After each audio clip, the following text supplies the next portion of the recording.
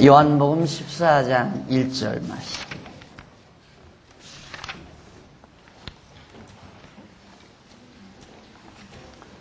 요한복음 14장 1절. 너희는 마음에 근심하지 말라. 하나님을 믿으니 또 나를 믿으라. 너희는 마음에 근심하지 말라. 하나님을 믿으니 또 나를 믿으라.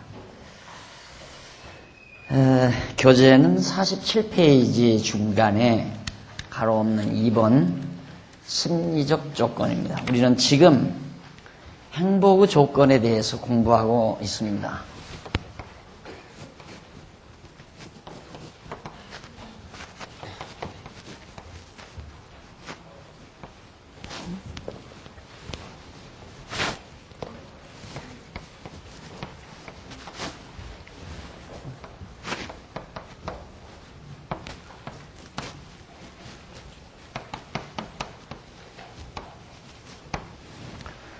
지난번에 우리가 종교적 조건에 대해서 공부하고 오늘은 이제 심리적 조건에 대해서 행복하는 데는 행복에는 조건이 따르죠. 조건이 따르는데 1차적으로 종교적인 조건, 심리적 조건이다. 네. 우리 인간이 행복과 불행을 판가름하는 기본 우리 인체의 기능이 있습니다. 그게 두 개의 기능인데, 두뇌의 기능과 두뇌의 기능과 마음의 기능, 이 둘이 바로 우리 인체를 전체 지배하고 있죠. 그래서 의학계에서도 우리의 죽음을 말할 때 뇌사냐, 심장사냐 이걸 따지잖아요. 뇌사냐, 뇌가 죽었을 때 죽었다고 봐야 되느냐, 심장 맥박이 끊어졌을 때 죽었다고 해야 되느냐. 그래서 이제 죽음에 대한 판정을 내리는데도 두 개에 대한 기능을 주로 생각하게 됩니다. 심장의 고동은 여전히 뛰고 있는데 두뇌 기능은 완전히 마비된 자들이 있죠. 식물인간이라고 그러죠.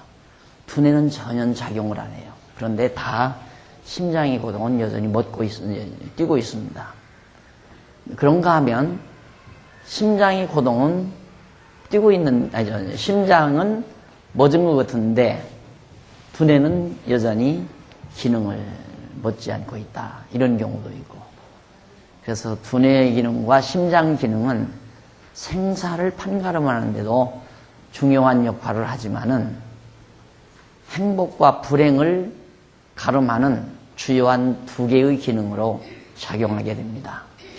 그러니까 두뇌가 불행을 느껴도 안 되고, 내가 불행하다 할 때는 두뇌로부터 와지는 것도 있고 심장으로부터 와지는 것도 있습니다.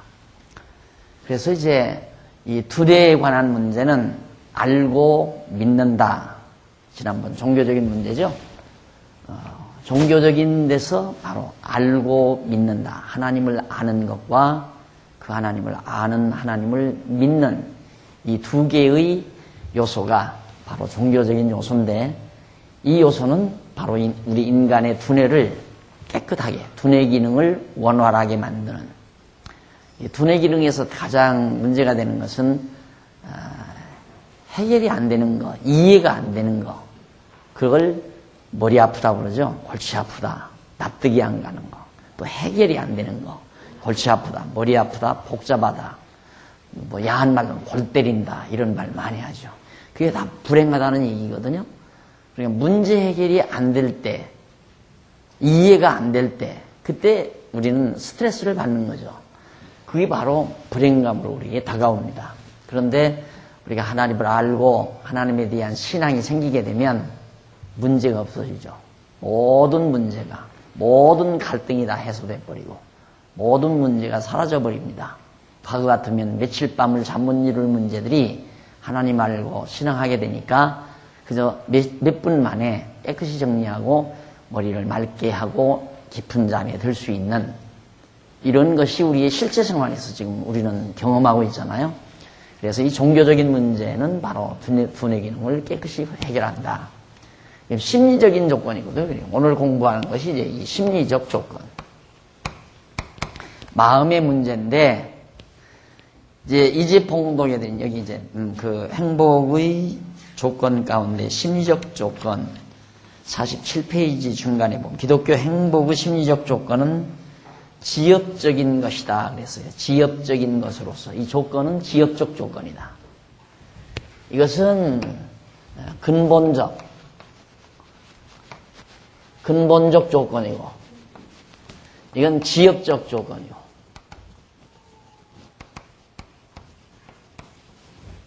그러니까 뿌리 역할을 하는 조건이고 이것은 가지나 이파리 역할을 하는 조건이다. 그러니까 뿌리가 있으면 줄기와 가지, 줄기와 잎은 나오게 돼 있죠. 반드시 뿌리가 살아있으면 살아있는 뿌리에서 줄기와 잎은 피게 돼 있어요. 그래서 이제 지엽적이다. 또는 부수적이다. 또는 수동적이다. 라고 능동적이고 수동적이다. 이렇게 표현할 수도 있고. 근데 이 말은 뭘 뜻하느냐 하면 종교적인 문제가 해결이 되면 종교적인 조건이 갖추어지면 심리적 조건은 따라서 갖추어지게 되어 있다. 얼마나 단순합니까? 그러니까 간단히 말하면 하나님 잘 알고 믿으면 행복하다 이 말이죠. 이 결과가 심리적 조건까지 다 해결이 되니까. 그래서 이제 지엽적 조건이다라는 말을 하게 된 겁니다. 지엽적인 것으로서 종교적 조건에 의한 심령의 평안과 그에 따르는 만족감. 마음이 평안하니까 모든 게 만족하죠. 아, 만족하다. 이 만족감으로 충만하게 채워진다. 만족감의 충만으로 이루어진다. 따라서 심령의 평안과 만족감의 충만은 불가분의 관계를 가지고 있다. 여기에서 이제 평강, 심령의 평강과 만족감, 평강과 만족. 마음이 편안하면 만족하게 돼 있어요. 마음이 편안할 때 만족지 아니한 사람 없죠. 그러니까 만족해야 평안하냐, 평안해야 만족하냐 갈등을 느끼죠. 대부분의 많은 사람들은 만족해야 평안하다고 생각해요. 그럼 만족해야라고 하는 말은 욕심이라고 하는 것이 전제되죠. 욕심. 내 욕심을 채울 때 만족이 오잖아요. 그러니까 내 욕심을 채워서 만족하면 마음이 평안하다. 이렇게 일반적으로 많은 사람들이 접근해 가는 거예요.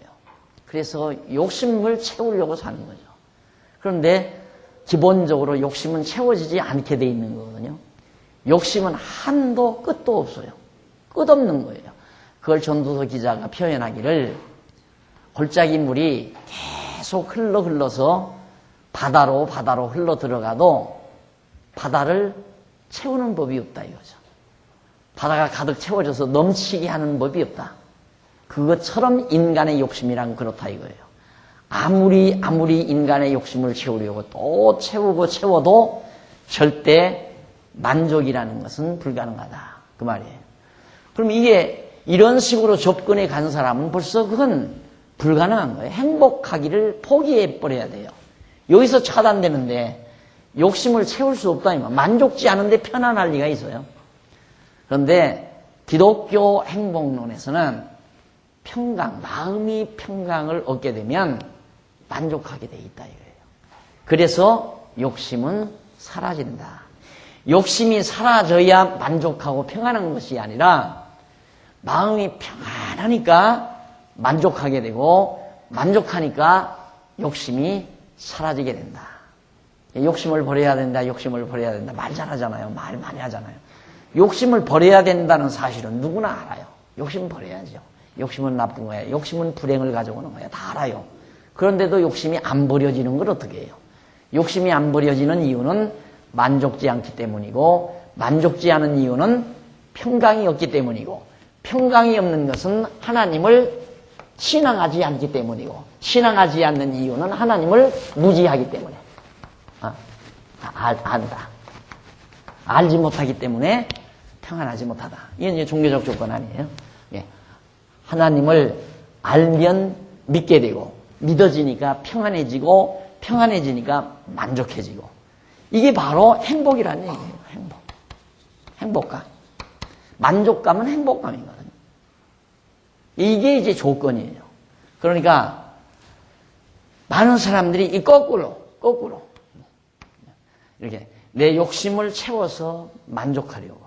만족하면 평안해질 거라. 이것이 이제 행복이라고 생각하는 거죠. 이런 생각으로. 그러니까 행복을 얻으려는 방법 자체를 잘못 채택하니까 죽는 날까지 행복을 느끼지 못하고 살다가 죽어가 버리는 거죠. 오늘 낮에도 제가 잠깐 기도 시간에 기도를 드렸지만은 그 기도문 한번 여러분 두 번째 단 기도문 한번 다시 한번 확인해 보세요. 주보 가지고 있으면 세 번째 단 성취욕, 욕심이죠. 뭐를 이루려고 하는 성취욕 달성의 희열이 뭔가 이루어 보려고 노력하는 욕심 누구나 다 있거든요. 성취욕이라는 게 뭘 하나 이루어 보려고 하는 거. 그걸 다 성취해 놓고 그걸 성취욕을 달성한 다음에는 희열이 와요. 아, 내가 해냈다라고 하는 희열. 그런데 이놈의 희열이 지나고 나면 바로 따라오는 것이 허탈해진다 이 말이에요. 허탈에 빠져요. 허탈감에 빠지게 된다. 그러니까 희열이라고 하는 건 장관이죠. 뭘 내가 해냈다. 내가 뭘 이루어 놓았다. 나도 그래도 내가 성경 강론집은 다 써놔야지. 성경 신학은 다 내가 완성해야지. 이런 이 욕심을 좀처럼 버리기가 힘이 들어요. 내가 이걸 버려야 되는데 알아요. 버려야 된다는 거. 버려야 되는데라고 생각하지 말고 하나님이 너로 하여금 하게 하시면 한다. 거기서 멈춰야 되거든요. 또 그리고 너 아니래도 하나님이 꼭 필요한 누군가를 통해서라도 하게 하신다. 그거 다 알아요. 그걸 못 버리고 욕심 부리고 하다가 한동안요 몇 주간 고생했잖아요. 팔 아파가지고. 너무 무리하게 생각해봐요. 알고 보니까 컴퓨터 앞에 3시간 이상 앉아있으면 안 된대요. 그런데 저는 한번 일단 빠졌다 하면 3시간, 4시간, 아니 1시간 컴퓨터 앞에 1시간 계속 앉아있으면 안 된대요. 앉았다가 1시간 앉았다가 또 나와서 막 운동하고 또 막 이렇게 활동하다가 또 들어가서 하고 해야 한다는데 나는 한 번 잡았다 하면 3시간도 때로는 아침에 들어갔다가 점심 먹으러 나오고 점심 먹으러 들어갔다가 점심 먹고 들어가서 다저녁 때 늦게 나오고 이런 경우가 허다하단 말이죠. 그러니 그 피해가 얼마나 커요. 욕심 때문이죠. 아파가지고 많이 깨달았죠. 다시는 안 해야지. 그리고는 줄기차게 지금 몇 주간 심판 안 나게 놀아서요. 오늘도 지금 놀러 가거든요. 오늘 예배 마치고 놀러 갈 거예요. 노니까 놀고 치료받으니까 이제 나았는데 욕심 버려야 돼요. 욕심. 이루시는 분은 하나님이 항상 내가 만나요. 언약, 성취. 늘 쓰잖아요. 하나님이 언약하시고 이루신다 그 말이거든요. 근데 성취욕에 항상 세가지고 그래도 내가 이 교회 은퇴하기 전까지는 요한계시록까지 다 써야 돼. 옆에서 또 자꾸 부추겨요. 옆에서 그래도 목사님 하셔야 됩니다. 목사님 안 하면 안 됩니다 이거예요. 그러니까 나도 사람인지라 자꾸 옆에서 부추고 내가 해야 하는가 보다 해가지고 또 한쪽에서는 빨리빨리 쓰셔야지. 1년에 2권은 안 돼요? 1년에 2권은 안 나와요? 이러고 자꾸 하니까 또 거기에 또 내가 또 막 선동이 돼가지고 금년에는 1년에 2개 낸다, 2권을 낸다고 사경이 마치자마자 돌아와가지고 바로 들어앉아서 이제 막 쓴다고 막 계속. 그러다가 800 나가지고 혼났잖아요. 성취욕 거기에 매달리면 안 돼요. 사람이 특히 40, 50대 되면 나는 이게 주체가 없어가지고 60대가 넘어서도 아직도 성취욕에 근데 이놈의 나이가 들수록 그런다고 그래요. 사람이란 40대 50대 나이가 들어갈수록 성취욕에 막 바락이 일어난대요. 성취욕 바락이. 왜? 그거 해놓고 내가 했다 이걸 한번 쾌감을 맛보려고. 기도는 잘하잖아요. 봐요. 다시 한번 해볼까요? 성취욕 달성의 희열이 지나간 다음에는 허탈해지는 것을 알았사오니. 알았으면서 왜 해? 알면서 왜 그 성취욕에 그렇게 혈안이 돼서 사느냐 이 말이에요. 그냥 하나님이 하게 하시는 일 즐겁게, 하여튼 부담 가는 일은 하지 말아야 돼요. 그냥 괴롭고 막 스트레스 되지는 일은 안 해야 되는데, 무엇 때문에 그걸 안 하냐면 욕심 때문에 한다니까요. 하여튼 뭐든지 즐겁게 해야 돼요. 그래서 전 여행도 목적을 두고는 가기 싫어해요. 목적을 두고. 여러분, 그래서 이제 여행사를 따라서 안 다니다 보니까 이날껏 제가 여행을 잘 안 해요. 여행사 딱 몇 번 해외여행 한 너댓 번 다녔는데, 여행사 한 번을 따라갔거든요. 한 번을 따라갔는데 죽어도 못 다니겠더라고요. 절대는 안 다닌다. 그거 안 다니다 보니까 이제 그 뒤로는 여지껏 여행 뭐 별로 못 다녔는데, 그냥 왜 그러냐면 오늘 어디서 어디까지 가야 되는데 이 목적하고 가면 아이고 시간 늦었다. 이거 계속 즐거우려고 여행하는데 스트레스는 더 쌓인다. 시간 늦었다. 빨리 갑시다. 이거 큰일 났네. 시간 늦었네. 이래 놓으니까 스트레스 자꾸 쌓이잖아요.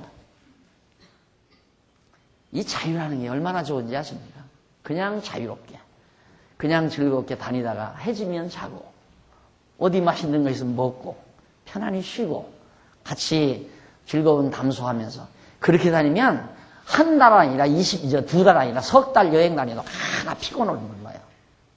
그런데 목적 정해놓고 이거 해야 하는데 이거 큰일 났다, 늦었다, 이거. 야, 뭐, 이래가지고, 뭐, 그냥 잘 왔느니 못 왔느니 여기 오지 말라는데 왜 여기 왔느냐, 저쪽으로 갔으면 더 좋을. 이래가면서 스트레스를 자꾸 쌓이면 여행 갔다 와서 병나잖아요. 여러분, 제가 지금 한 말이 굉장히 중요한 말이에요. 이렇게 접근하지 말라 이 말이에요. 다 모든 사람이 여기서 접근해요. 욕심 채우려고, 욕심 채우면 행복할 줄 알고. 간단하죠? 내 욕심 채우면 만족하다. 얼마나 행복한 방법이, 행복의 조건이 간단해요. 그러나 기독교적 행복의 조건은 거꾸로 접근해야 돼요. 정확하죠? 하나님 알면 믿어지게 돼 있고, 믿어지면 마음에 평안이 오게 돼 있고, 마음에 평안이 오면 만족하게 돼 있어요. 그 행복 아니에요? 얼마나 쉬워요. 이건 틀림없이 되는 일이거든요. 그런데 이건 이론적으로는 돼요. 욕심 채우면 만족할 거라고 이론은 되는데 실제적으로 욕심을 채울 수가 없다 이 말이에요. 그래서 이론과 실제가 다르다. 이론적으로는 맞죠. 욕심 채우면 행복할 거다. 그런데 욕심 채운 사람이 있어요? 이 세상에 욕심 채우고 간 사람이 아무도 없어요. 한도 끝도 없는 것이 인간의 욕망이라 말입니다. 그래서 오늘 공부하는 내용이 바로 이 심리적 조건이다. 그래서 요한복음 14장 1절 이제 봉독해 드렸지만, 너희는 마음에 근심하지 말라. 하나님을 믿으니 또 나를 믿으라. 하나님을 믿으니 나를 믿어라. 믿으면 마음에 근심 걱정 없다 이 말이에요. 그러니까 믿고 근심하지 말라 이 말이에요. 믿으면 근심 걱정이 없어져 버리니까 그 얘기란 말이에요. 예수님께서 제자들에게 한 얘기 아닙니까? 그런데 문제는 요한복음 14장 27절에 보면 평안을 준다며 근심이나 두려워하지 말라고 그렇게 예수님이 당부하죠. 내가 평강을 줄 거다. 근심하지 말고. 그런데 이것도 그래요. 믿으라 했다고 해서 우리들을 믿게 하는 게 아니거든요. 여기서 안다. 하나님을 아는 것도 성령을 우리에게 하나님께서 보내주셔서 우리의 지각을 밝혀주시고 성경 말씀을 깨닫도록 성령이 나에게 역사하셔서 하나님을 알게 해요. 즉 하나님 살아계신도 알게 하고 하나님이 어떠한 속성을 가지셨는가, 곧 전능하신 속성, 신실하신 속성, 주권적인 속성, 영원하신 속성, 자비하신 속성, 이런 5대 속성을 지니고 계시는 하나님이 살아계시다 하는 걸 성령이 우리로 하여금 깨닫게 해요. 알게 해요. 알고 나니까 믿어져요. 믿어지니까 마음에 평강이 와요. 평강이 오니까 만족감으로 채워진다. 그 얘기입니다. 그래서 거기 보면 27절에 요한복음 14장 27절에 평안을 너희에게 끼쳐놓으니 곧 나의 평안을 너희에게 주노라. 평안을 내가 준다 이 말이에요. 내 마음대로 마음을 다스린다면, 옛말에 그런 말이 있어요. 수신제가 치국평천하라는 말이 있어요. 수신제가. 그러니까 자기 몸을 다스리면 자기 가정을 다스리고 나라를 다스리고 온 천하를 다스릴 수 있다. 그 말은 뭐냐면 유교에서 하나의 교훈으로 그걸 준 거지만, 그러니까 내 몸을 다스려라 라는 과제를 주기 위해서 한 말이지만, 자기 몸을 자기가 어떻게 다스려요? 내 몸을 내가 못 다스려요. 내 몸을 다스린다고 하는 건 우선 정신적으로 내 마음을 다스린다는 얘기인데, 내 마음 내가 어떻게 다스려요? 못 다스리잖아요. 내 마음 다스릴 바면 내 몸도 육체도 다스린다면 병들고 살 사람은 하나도 없죠. 누가 팔 아프고 싶어서 팔 아파요? 다리 아프고 싶어서 다리 아픈 사람이 있어요? 자기 몸 하나 다스리는 사람이 없어요. 그런데 그 교훈은, 수신제가 치국평천하라는 교훈은 마치 인간이 자기 몸을 다스릴 수 있다고 하는 대전제, 그것을 대전제하고 하는 말이에요. 인간은 자기 몸을 다스릴 수 있다. 이걸 전제하고 하는 말이라 이 말입니다. 그런데 인간이 자기 몸을 다스릴 수가 없는데, 그러니까 수신제가 치국평천하라는 말은 학문도 아니고 진리도 아니고 아무것도 아니에요. 넋두리. 그런데 그 말이 대단한 고상한 말인 줄 알고 많은 사람들이 사용하지만, 인간이 자기 몸을 다스리지 못하는데, 자기 몸 다스리면 자기 가정 다스리고, 자기 가정 다스리면 나라 다스리고, 나라 다스리면 천하를 다스린다는 얘기거든요. 이게 자기가 신이 된다는 얘기예요. 말이나 되는 얘기입니까? 전혀 말이 안 되는 얘기죠. 그러니까 인간이 자기 몸, 사지백체도 못 다스릴 뿐만 아니라 마음도 못 다스리는 거예요. 정신적으로나 육체적으로 인간이 절대 다스릴 수가 없다. 그런데 어떻게 마음의 평강을 내 마음대로, 야, 근심하지 말고 가만히 있거라. 조용해라. 그런다고 해서 마음이 평안한 사람이 있으면 다 행복하죠. 내가 내 마음을 주관할 수 있다면. 내가 늘 이 마음에 대해서 얘기하다 보면 자꾸 기억이 나는데, 우리 김기욱 강사가 서울대 다녔잖아요. 서울대 대학원 다니면서 이제 교육학 박사 받았는데, 서울대 심리학 교수가 한 학기 동안 열심히 심리학 강의를 하고 나서 마지막 종강 시간에 그러더래요. 학생들 놓고, 내 마음 나도 몰라. 그럼 무식쟁이한테 심리학 강의를 한 달 반, 한 학기 배우면 뭐하고 1년 배우면 뭐하요. 자기 마음도 자기가 모르는 주제가 심리학 교수라고 말이에요. 그래서 난 도리어 그 교수 자격이 있다고 그랬어요. 교수 아니면 자기 마음 자기가 못 다스리는 걸 모르거든요. 자기 마음 다 아는 줄 알지. 근데 저거 교수나 되니까, 나는 내 마음도 모르는구나. 그거 대단한 걸 안 거죠. 엄청난 대단한 거 아니에요. 자기가 자기 마음 모르는 거 한 것도. 아무나 그건 모르는 거예요. 아무나 알 수 있는 게 아니거든요. 그래도 서울대 교수쯤 되니까 알았지. 그러니 자기 마음을 모르는 인간이 어떻게 자기 마음에 평안을 주느냐. 근데 성경은 명확하게 내가 너희에게 평안을 끼치노니, 요한복음 14장 27절에서 평안을 너희에게 끼치노니 곧 나의 평안을, 예수님께서 가지고 계시는 이 평안을 너희에게 내가 준다. 하나님께서 평안을 준다. 그 주는 방법이 바로 이 방법이에요. 예수님께서 승천하셔서 성령 보내가지고, 성령께서 우리로 하여금 하나님 깨닫게 하고 알게 해서 믿게 해가지고, 누가 성령이 알게 하고 믿게 해서 평안하게 하신다. 믿게 하고 평안하게 하신다. 누가? 성령께서. 예수님께서 가셔서 성령 보내가지고 내가 너로 하여금 하나님 알게 하고 믿게 해서 평안하게 하겠다. 그러니 마음에 근심하지 말고 두려워하지 말라. 책임 있는 얘기예요. 예수님께서 하시는 말씀. 평안을 하면, 제가 한참 고뇌할 때 제가 읽은 책 중에 하나가 구안록이라는 책을 한번 읽은 기억이 있어요. 구안록. 잊어버리지도 않아요.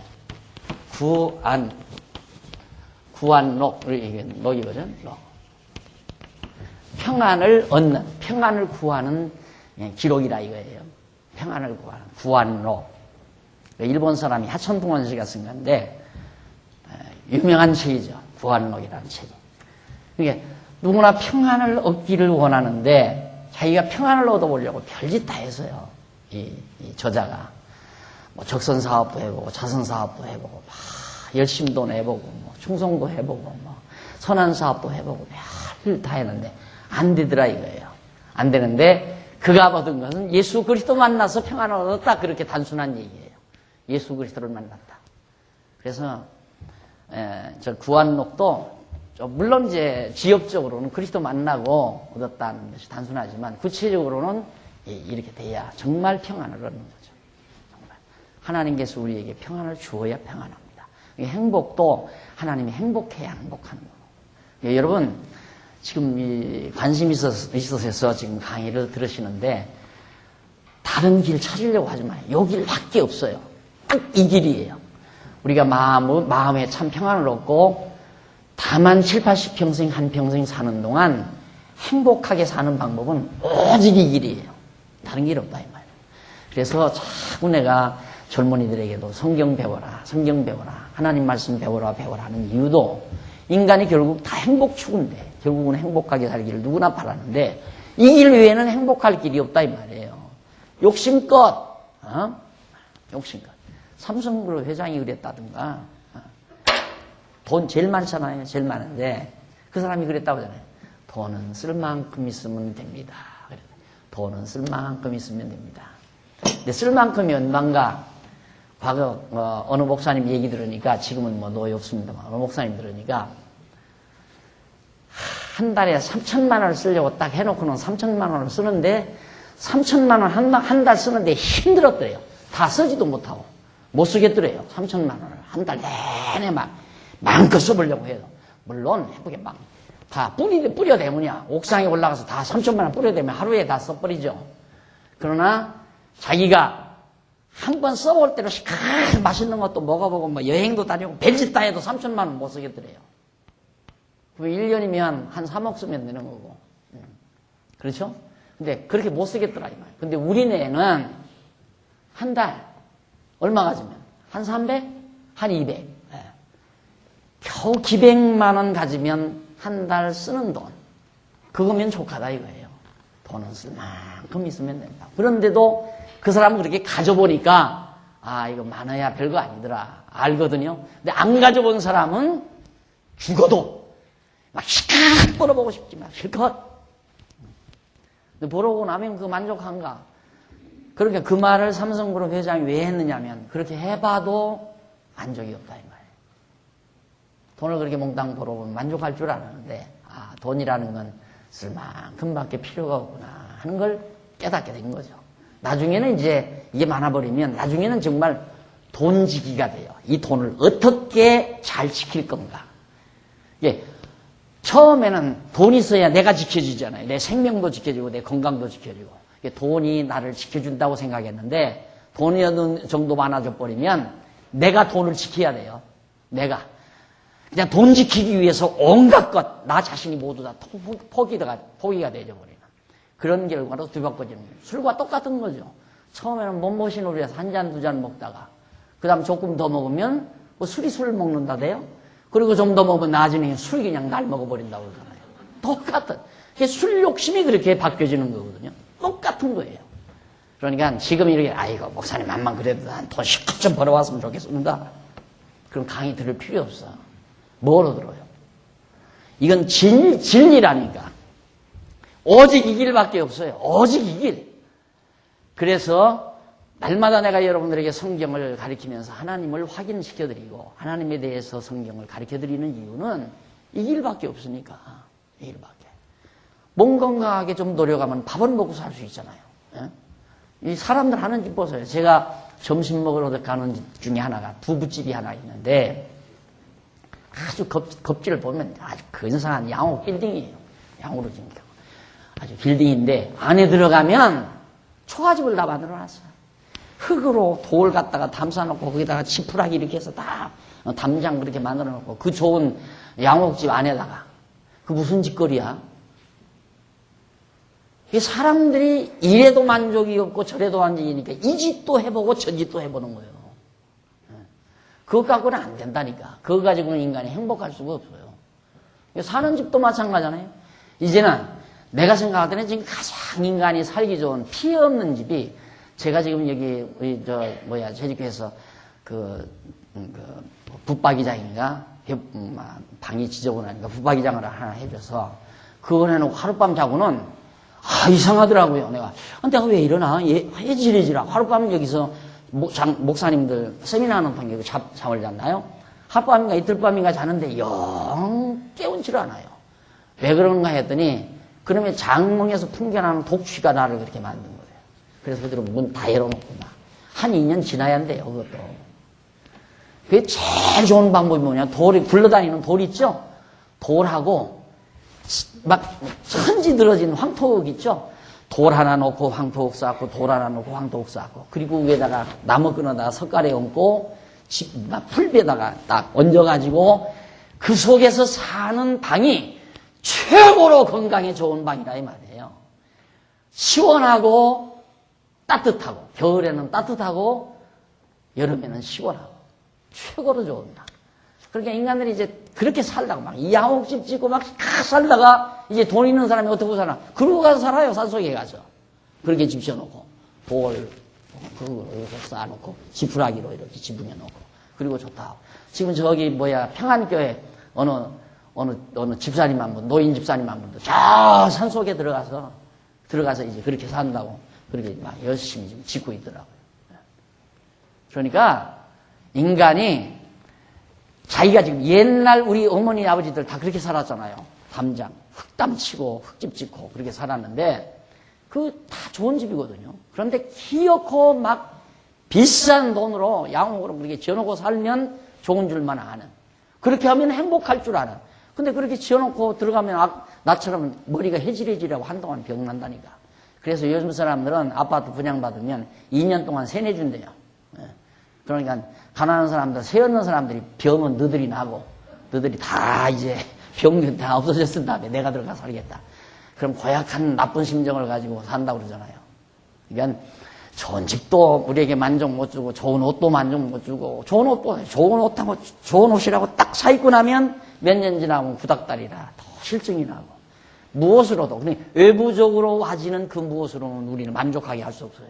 그래서요 2가지 우리의 만족은 두뇌와 마음 2가지에서 작용하는데 이 조건을 갖추는 일은 바로 종교적인 조건과 심리적 조건밖에는 있을 수가 없다. 그래서 내가 너희에게 주는 것은 세상이 주는 것 같지 않다. 하나님 예수님께서 우리에게 주는 평안은 세상이 주는 것과 같지 않다. 세상이 주는 평안은 좋은 집에 좋은 옷 입고 좋은 음식 먹으면 만족할 거다라고 생각하고 내 욕심대로 채우면 만족하고 평안할 거라고 생각하는 그런 것과는 전혀 다르다는 말이에요. 다르잖아요. 얼마나 달라요. 거꾸로예요. 거꾸로 완전히. 너희는 마음의 근심도 말고 두려워할 이유도 없다 이 말이에요. 하나님을 믿으니 또 나를 믿어라.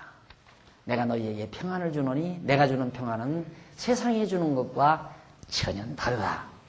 두려워하지 말고 근심하지 말라. 넘어가서 49페이지 보면 한쪽 가로 1번 심령의 평강에 대한 내용입니다. 기독교 행복의 심리적 조건에 있어서 성도 심령의 평강은 지엽적인 조건입니다. 이거 아까 말씀드렸죠? 평강이라고 하는 것은 바로 신앙에 따라오는 지엽적인, 이 근본적인 조건에 따라오는 지엽적 조건입니다. 조건인데, 종교적 조건에 의해 심리적 조건인 심령의 평강이 이루어지면 모든 염려와 근심을 버리게 되며 행복을 느끼게 될 수밖에 없죠. 그래서 요한복음 16장 28절로 33절에 보면 알게 하시고 믿게 하여 평안을 누리게 한다. 자, 알게 하고 믿게 하여 평안을 누리게 한다. 성경에 나와요. 요한복음 16장 28절 33절 읽어보십시다. 28절 내가 아버지께로 나와서 세상에 왔고 다시 세상을 떠나 아버지께로 가노라 하시니 제자들이 말하되 지금은 밝히 말씀하시고 아무 비사도 하지 아니하시니 우리가 지금에야 주께서 모든 것을 아시고 또 사람의 물음을 기다리지 않는 줄 아나이다. 이로써 하나님께서 나오심을 우리가 알았삼나이다. 믿삼나이다. 이제는 알고 믿었다. 하나님께서 예수님께서 알게 해서 우리가 이제 믿게 됐습니다. 예수님이 그리스도인 줄을 그 말이죠. 믿삼나이다. 31절 예수께서 대답하시되 이제는 너희가 믿느냐? 보라 너희가 다 각각 제 곳으로 흩어지고 나를 혼자 둘 때가 오나니 벌써 왔도다. 그러나 내가 혼자 있는 것이 아니라 아버지께서 나와 함께 계시느니라. 이것을 너희에게 이름은 너희로 내 안에서 평안을 누리게 하려 하십니다. 예수님께서 알게 해서, 예수님이 그리스도임을 알게 하고 믿게 해서, 너희가 믿느냐? 그러나 한동안 너희가 흩어지지만 내가 너희에게 평안을 준다 이 말이에요. 그래서 알게 해서 믿고 역시 평안을 얻게 하신다 하는 얘기입니다. 이것을 너희에게 이름은 너희로 내 안에서 평안을 누리게 하려 함이라. 세상에서는 너희가 환난을 당하나 담대하라. 내가 세상을 이기었노라. 환경은 참 험악해요.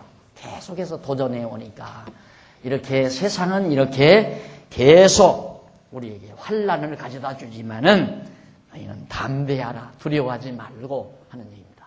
문제는 내 내면의 주체가 나 자신, 인간 자신이 두뇌와 마음이 완벽하게 무장이 돼 있으면 많은 도전 앞에서도 내가 나를 지켜갈 수 있다. 이게 이제 수신이 되는 거예요.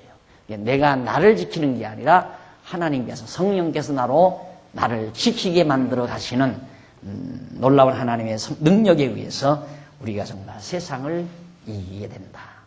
그래서 우리는 승리자가 되고, 그래서 우리는 참 행복자가 될 수 있다 하는 얘기입니다. 자, 그래 이제 여러분들이 강의를 들으시면은 뭔가 불만은 이쪽에서부터 온 거니까, 그렇죠? 부부싸움도 마찬가지고, 형제싸움도 마찬가지고, 친구와의 갈등도 마찬가지고, 회원 간의 갈등도 마찬가지고, 우리 당위에서, 재직회에서, 모든 인간관계에서 모두가 불만족하는 건 내가 욕심으로부터 출발했다. 이렇게 접근을 해서 문제의 초점을 찾으면 쉽게 발견합니다. 이 원리만 여러분들이 가지고 계시면 우리가 해지기 전에 분을 품어도, 인간이니까 순간적으로 분이 일어나죠. 분을 품어도 해지기 전에는 풀어라. 저 능력이 있어야, 이 원리를 잘 깨닫고 있으면 해지기 전에 풀 수 있어요. 아, 내가 오늘 왜 친구 만나서 친구하고 갈등을 빚었나? 왜 입씨름을 했나? 오늘 부부싸움을 왜 했나? 이유를 잘 분석하면 내가 만족지 않으니까 싸운 거거든요. 그럼 왜 만족지 않았는가? 욕심 때문인가? 평안한데 만족지 않았는가? 둘 중에 하나일 거 아니에요. 그렇죠? 내가 평안치 않았기 때문에 만족지 않았나? 욕심 때문에 만족지 않았나? 두말할 것 없이 욕심 때문에 만족지 않았죠. 욕심 때문에 평안하지 않은 거고, 내가 평안한데도 만족지 않았다는 말은 거짓말이에요. 그래서 내가 항상 결혼 주례 때마다 사랑은 행복한 자만이 할 수 있는 거지, 행복하기 위해서 사랑하는 게 아니다. 행복한 자라야 사랑한다 이 말이에요. 사랑해야 행복한 게 아니다 이 말이에요. 그 원리도 다 이런 원리에서 나오는 거예요. 거꾸로 해서. 이게 전혀 제가 늘 강의할 때 가끔 나오는 얘기를 들으면 일반적으로, 일반 철학에서나 일반 문학에서는 전혀 안 하는 말들이 나오잖아요. 그게 성경에서 나오니까 우리 여기서 나오는 거죠. 자, 이렇게 해서 내가 만족하고 행복해야, 그 다음 행복한 사람은 이제 마지막 나와요. 마지막 타이틀에서 사회와의 관계, 내 개인의 행복이 사회에 미치는 영향에 대해서 너무 분명하고 확실하다 이 말이다. 그런데 이것이 완벽하게만 이루어지면 이 세상이 천국이죠. 이 세상이. 그래서 저는 완벽주의자는 아니에요. 완벽주의자는. 그렇지만 어느 선까지는 된다는 얘기죠. 그래서 솔직히 제가 이제 요 금년도에 보니까 교인 증가율이 멈춰버렸어요. 멈춘 이유가 여러 가지가 있겠지만은 내가 볼 때에는 너무 이제 교회 등록 과정이 너무 세다. 그래서 쉽게 등록을 안 시켜주고, 또 우리 성도님들이 전도를 또 덜하고, 또 주차장이 모자라고, 이러면 차를 끌고 와도 댈 데가 없잖아요. 여러 가지 조건들이 있는데 그것 하나 개의잖아요. 이미 오신 분들 현재 지금 수백 명 되잖아요. 우리들만이라도 좀 철저히 공부해서 정말 하나님 열심히 잘 깨닫고 이 과정을 밟으면서 어느 정도 살 수는 있지 않는가. 그게 천국인데, 천국의 한 모형인데, 그걸 이제 간절히 바라는 거죠. 이렇게 좀 살았으면 얼마나 좋은가. 이렇게 분명히 되는데, 완벽하게 될 수는 없지만, 아직도 우리에게 육체의 욕망이 살아있기 때문에, 때로는 이 욕심이 작동이 돼요. 그래서 서로 분쟁이 일어나고, 서로 갈등이 빚어지고 시기와 다툼이 일어나고. 이거 나온다면 인간들이 모인 장소에. 그러나 우리에게는 원리가 있잖아요. 쉽게 해결할 수 있다는 얘기죠. 해지기 전에만 해결할 수 있다면 대단한 거예요. 예를 들어서 어느 성도와 성도끼리 싸움을 했다. 갈등을 빚었다. 입씨름을 했다. 그런데 이틀이 가고 사흘이 간다.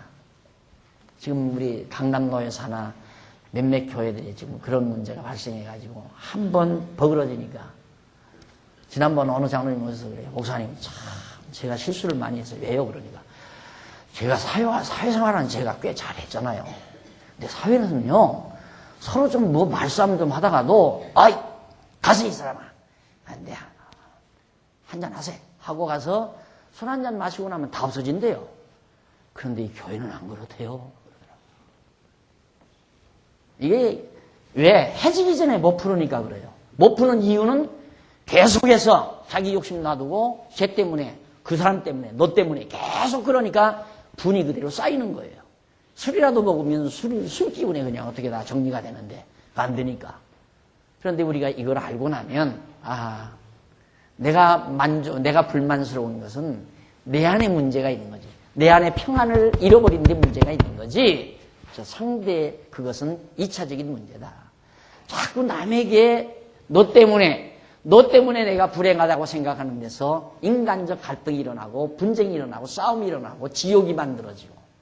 그런데 이 원리만 찾으면 내가 뭔가 불만스러우면 내가 뭔가 만족지 못하면 왜 그럴까? 이쪽으로 가라 그 말이야. 이쪽으로. 내가 욕심 때문에 그렇다는데 욕심 때문에. 그러면 해지기 전에 풀어진다고 말이에요. 해지기 전까지 갈 것 없어요. 금방 이 말씀만 금방 지금 이 도표를 그냥 그려지는 거야. 나 백목가루 먹으면서 그냥 그리는 게 아니에요. 여러분들의 눈에 막 백이라고 눈에 선이 이렇게 기억나라고. 그러면 10분 안에 정리돼요. 10분 안에. 마음이 불만스럽고 불쾌하다가도 내 왜 이러나 하고 저것만 기억이 나면 이 도표만 기억이 나면 10분 안에 정리될 수 있어요. 근데 저게 기억이 안 나면 하룻밤 가고 이틀밤 가고 한 달 가고 두 달 가고 그러다가 에이 네 아니면 내가 세상 못 사냐? 네 꼴 보기 싫으니까 나 교회 안 나올란다. 그리고 교회 나가 떨어져 버리는 거예요. 그렇게 인간이 교묘하게 되어 있습니다. 그래서 정말 우리 마음의 평안을 유지한다는 건 매우 중요해요. 그건 내 마음대로 평안이 안 되죠. 하나님께서 우리 안에 평안을 주셔야지. 자, 그 다음 골로새서 3장 15절에 보면 그리스도의 평강이 마음을 주장하게 하라고 당부합니다. 그리스도의 평강이 너희 마음을 주장하게 하라. 평강을 위하여 너희가 한 몸으로 부르심을 받았나니 또한 너희는 감사하는 자가 되라. 평안하면 만족하니까 감사가 나오고. 이 다음 타이틀에서 나와요. 마음이 평안하니까 만족하니까 그냥 감사한 거죠. 그냥 모든 게 다 감사해요. 여러분, 하루 일과를 마치고 딱 잠자리에 딱 드실 때, 참 편안하다. 참 감사하다. 이 마음이 들면 단잠 들 수 있어요. 그런데 잠들기 전에 뭔가 복잡한 게 그냥 불만이 가득 차 있고 이 머릿속에 그냥 꼭짝꼭짝하면 자다가 악몽 끼고 깊은 잠 안 들고. 이게 참 놀라운 거거든요. 평안이. 하나님이 주셔야 돼요. 이 평안을. 그래서 잠자리에 들기 전에 자리에 딱 넣는 순간 벌써 참 감사하다. 편안하다. 이 느낌이 막 확 이렇게 몸에 확 느껴질 때 그 잠은 참 단잠으로 우리 와지고 그런 상태에서 잠을 주무시면 몸도 건강 안 할 수가 없죠. 혼간 욕심. 내가 너보다 더 큰 집, 너보다 더 많이, 너보다 더 높이. 우리 사회가 전부 그렇게 인간을 경쟁에 붙여놓고 한 사람만 기뻐하게 만드는. 근데 한 사람도 기쁜 게 아니에요. 한 사람 혼자 기뻐해서 마지막 성취한 다음에 아까 기도했잖아요. 성취한 쾌감 이후에는 성취욕 달성의 희열 지나가면 허탈감이 밀려온다 이 말입니다. 그러니까 모두가 경쟁사회는 모두가 불만해. 모두가 이루지 못한 사람, 이기지 못한 사람은 이기지 못해서 불만이고 성취한 사람은 허탈감이 밀려와서 불만이고 그걸로는 안 된다 이 말이에요. 그러니까 아직 인생을 더 많이 오랜 동안 사셔야 될 분들은 이 말씀 깊이 기억하면 기억할수록 보호할 겁니다. 물론 오래 사신 분들도 마찬가지지만 아니 뭐 30, 40대들 막 진짜 대단하죠. 내가 이긴다. 나 이룬다. 내가 못할 일이 뭐 있으랴. 한다. 하면 내가 한다. 대단하죠. 하면 한다고 해보죠. 해놓은 다음에 뭐예요? 해봤댔자 별거 아니다 이 말이에요. 그 다음 밀려오는 건 어떤가. 애써서 온갖 친구들한테 그냥 밥 한 끼 안 사고 그냥 막 인색하게 굴어가지고 모아가지고 집 한 채 사놓고는 친구들 데려다 잔치 한번 하고 나면 그 다음 아무것도 아니죠. 야, 너 참 성공했다. 야, 너 일찍 집장만 했구나. 야, 넌 성공했다. 그 말 몇 번 들으려고 한 건 아니잖아요. 그렇게 해놓으면 뭔가 좀 영혼이 행복하게 살 줄 알았는데 잔치 한번 하고 나면 끝나요. 왜? 그 다음 다른 친구 집 가보니까 더 좋으니까 그 아파트가 더 좋아. 더 크고. 그래서 또 열받는 거지. 그 다음 또. 저 혼자만 제일 잘나야 이 경쟁사회에서는 자기 혼자만 제일 잘나야 만족할 것 같이 느껴지게 만들어 놓은 사회가 이 개인주의 사상이란 말입니다. 안 그래요? 함께 만족해야 돼요. 함께. 여러분 차를 타도 여행하면서 차를 타도 차 안에 10명이나 11명, 10명이 이렇게 탔을 때 한 사람만씩 가고 있어 보세요. 한 사람만. 다 먹고 그러면 나머지 다 기분 나빠. 그냥 못 들게 하다. 뭐 차를 마셔도 맛이 없고 그냥 심심하니 다 기뻐야죠. 그냥 웃어도 막 10명이 까라고 함께 웃고 함께 즐거워하고 마음이 한 마음 한 뜻으로 해야 하루 일과도 즐겁고 여행도 피곤하지 않고 함께 살아야 하는 거예요, 세상. 교회가 우리 교회가 그런 교회가 되고 싶다는 얘기예요. 바람이 그것뿐이에요. 제 바람은 그렇게 좀 우리 교회가 살 수 없을까. 모두가 함께 즐거워 함께 좋아하고 그래서 사랑으로 서로 감싸고 그러면서 살고 싶은 이런 아름다움. 물론 완벽할 수는 없어요. 세상에. 아직도 우리는 육체의 장막을 쓰고 있기 때문에. 그러나 최소한 진리를 자꾸 깨닫고 나면 적어도 더 많은 프로테이지, 더 많은 부분에서 우리는 더 행복을 누릴 수 있지 않느냐 하는 것이 제 주장이고 생각입니다. 시편 131편 1절로 3절 지난번 했던 말씀이죠. 젖된 어린아이처럼 마음이 평안케 한다.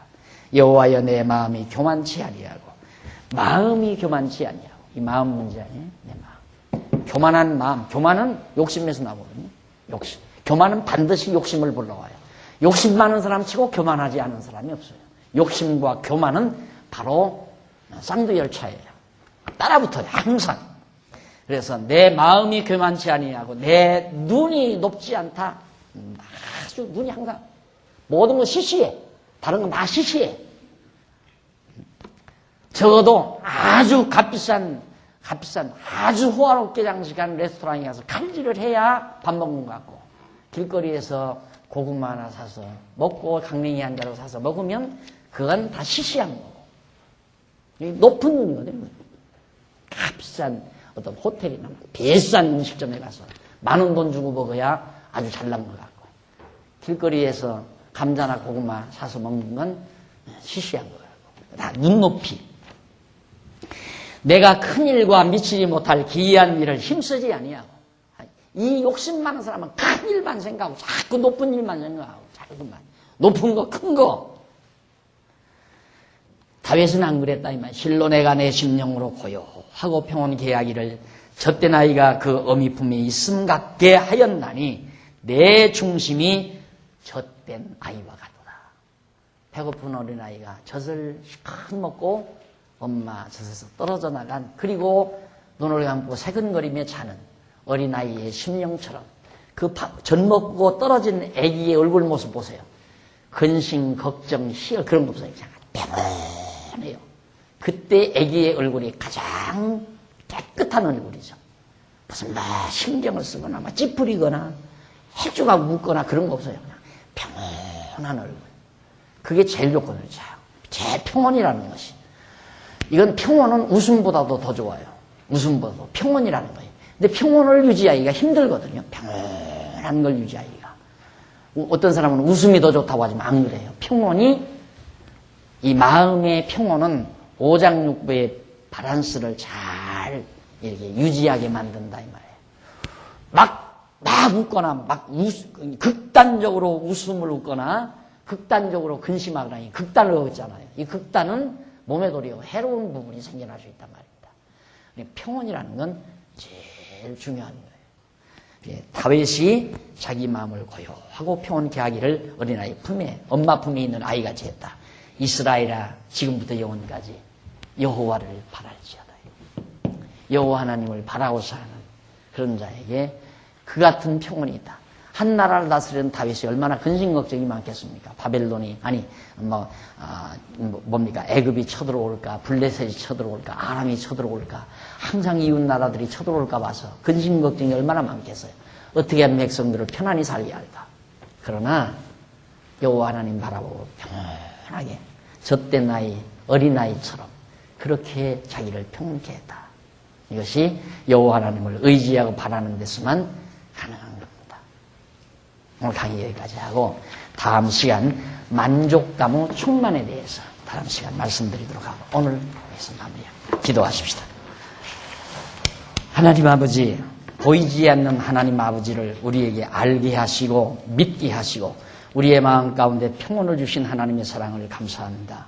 하나님 아버지여, 이 소중한 진리 놓치지 않게 하시고 잊어버리지 말게 하시고 잘 간직하게 하시고 이 복잡하고 어지러운 세상에서도 우리 평온을 유지하며 행복을 느끼면서 하나님 앞에 감사하는 아름다운 삶을 사는 저희들이 될 수 있도록 역사하시옵소서.